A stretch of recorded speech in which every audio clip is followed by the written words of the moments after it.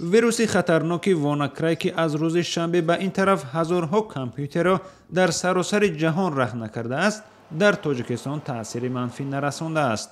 صبح روز دوشنبه برای کارمندان شرکت‌های موبیلی و تجارتی تاجیکستان غیر معمولی آغاز شد، چون که پیش از آغاز کار متخصصان تکنیکی هشدار دادند که کامپیوترهای خود را بدون اجازه آنها به کار ندارند.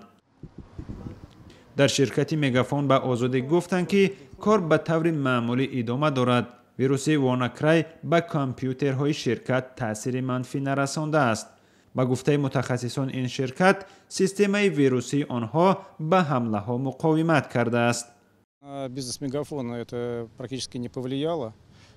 Я хочу сказать, что در شرکت مگافون تاجیکستان عملا این ویروس مشاهده نشده است. میخواهم گویم که احتمال حمله ویروسی این یک حالت معلوم برای دلخواه شرکت زمانوی است که با ساختار تکنیکی کامپیوتری کار میکند. برای همین هم ما دائم برای مقابله با هر گونه ویروس از جمله ویروس واناکرای آماده بودیم. همه این نمایندگی ها کار کرده ایستادند. میبینید که دوباره به قیدگیری مشتری ها ادامه دارد. من درخواست های در این باره گرفتم. شرکت در نظام معمولی کار کرده ایستاده است.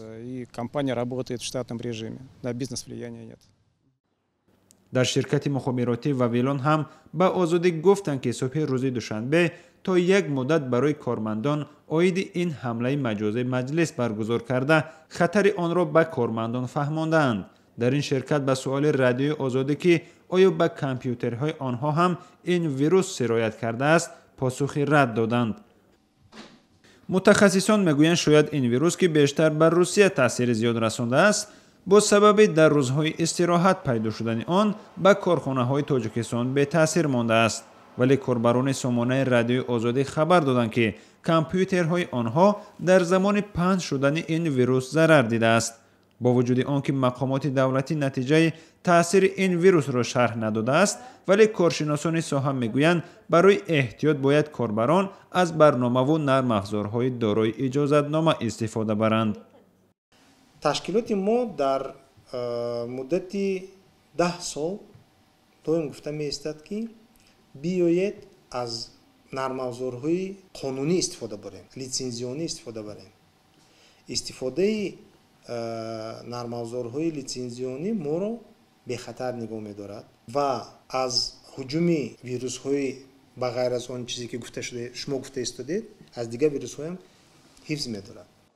ویروس واناکرای روز 12 می به زیاده از 200,000 کامپیوتر در بیشتر از 100 کشور جهان سرایت کرده کار بعضی از نهاد و مؤسسه ها را در کشورهای غرب به هم زد. بعد تاثیر آن از دسترسی به خزینه معلومات کامپیوتری خود محروم می شوید. بعداً از صاحبان کامپیوتر طلب می کنند که برای راه یافتن به آن از 300 تا 500 دلار بپردازند. بعد پرداخت این مبلغ به شما رمز فرستاده می شود که بعد وارد کردن آن دوباره به خزینه کامپیوتر راه می یابید. متخصصان و مقامات توصیه دادند که برای باز کردن کامپیوترهای آلوده شده پول نپردازند، زیرا هیچ کفالت بازگرداندن اطلاعات و یا دسترسی به کامپیوتر وجود ندارد. شادمان یتیم، سیف سفر، آزادی، دوشنبه.